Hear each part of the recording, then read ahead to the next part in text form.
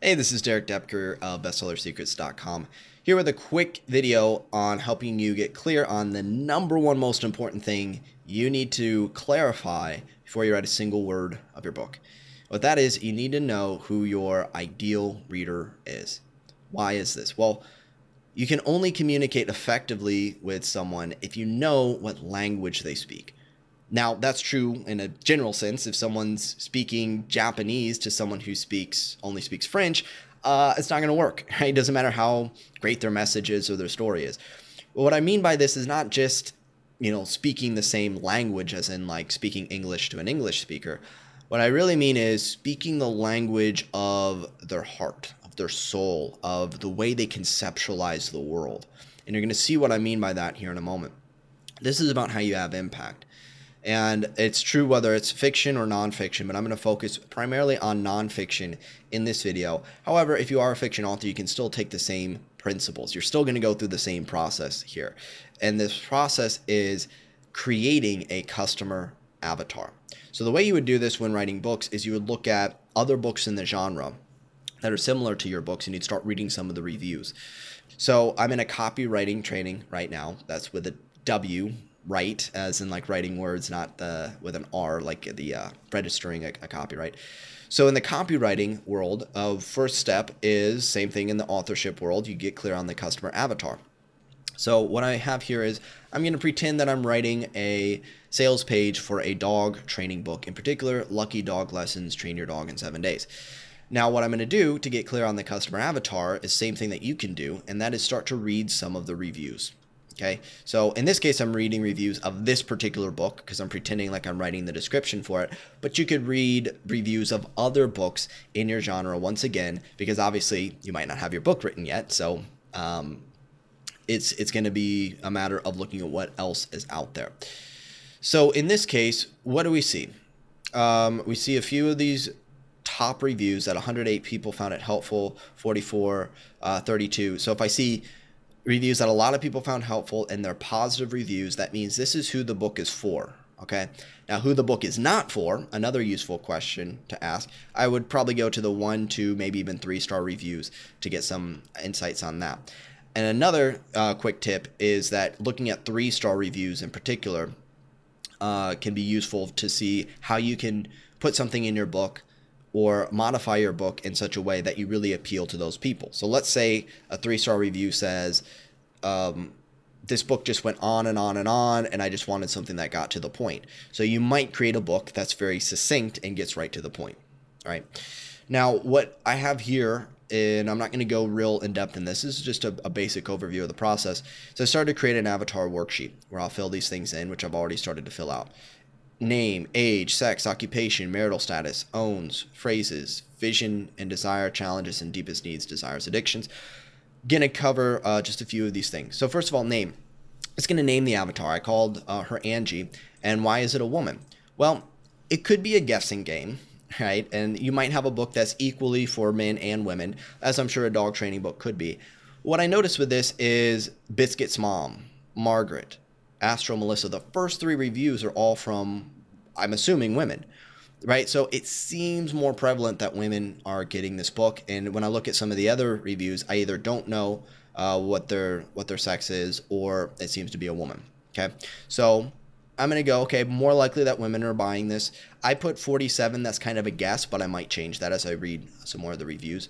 Occupation, I don't know. I might guess something there.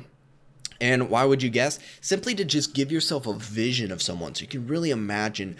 I can imagine I am talking to a 47-year-old woman named Angie who is, let's just say, a nurse. I'm thinking of that maybe because my sister's a nurse. Whatever it is, I might adjust it. But I'm picturing this person, just like you're picturing this one person that you're speaking to when it comes to your book. The main thing I want to cover here, though, is these phrases that they use, which is the language part that I was talking about, their vision, their desires, their wants, their needs, what they're hoping for, as well as the challenges or the problems or the issues that they're having. So how do you find this? Well, let's just take a quick look at this first review. It says, it works. Okay, actually have this. Someone else said it works. I've seen that twice now. So she says it works, and I'm going to skip down because I had already saw this, but it worked. So the idea of it actually working, like, oh my gosh, this actually works, seems to be something in the language of people who are reading this this book. What we see here is the first kind of challenge we see is headway in our dog's out of control barking. Okay, so what can we take from that? Well, we can take that out of control, and I put in parentheses barking. It could be out of control barking. It could be out of control something else. I don't know, scratching or jumping on people or whatever. But that phrase out of control barking is something that we can use as a phrase. And then we can also say a challenge is barking. And the dog's barking too much. Could also infer from that that the dog is distracting and embarrassing. We got that. I would be driven to distraction. That's where I got that piece from, right? So barks at visitors. So you can paint the picture. Does your dog have out of control barking every time a visitor comes over? If you ask that question, Biscuit's mom would be like, yes, that's exactly what my problem is, right? So you know how to communicate with them. You can ask questions like that, or you can say, step-by-step process to get control of your dog's out of control barking or something. Then we see more about the barking. Took enormous weight off my shoulders. Okay, that's the way this particular person describes relief. It was like a weight off my shoulders. But the idea is, what are the phrases? Out of control, weight off my shoulders, implying it's a burden. Right, so the hidden message in there is some sort of burden. In over our heads, stressing me out. I was skeptical. It works.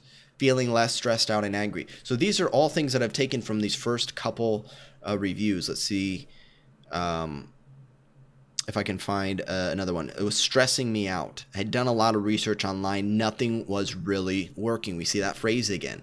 So as you start to pull out these phrases, you see the phrases that they use, you see the things that they're looking for, like to be a responsible dog owner, can train the dog herself and not need a trainer, having a well-behaved dog, something that gets fast results, it works within a day, the dog can control him or herself. These are just a few things that I pulled out from a couple of these reviews, and the challenge is the dog's distracting, embarrassing, it's barking, doing a lot of research but nothing was working.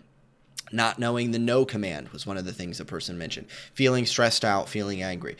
So I'm just starting to gather some intelligence and some evidence about what are the issues that people are having, what are the solutions that they're looking for. Okay, now this is an example. I don't write books on dog training, right? This is an exercise for me, and it's an exercise that you can go through. Obviously, you can do it for books in your own genre, but if you really even want to stretch yourself, you can go to a different genre.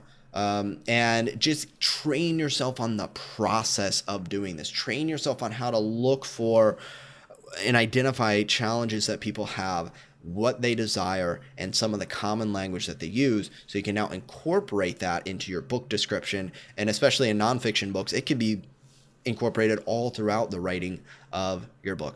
So if you have any questions, feel free to reach out. This gives you the basic overview. I'd love to know, what's your process look like for identifying and getting clarity on who your ideal reader is. Take care.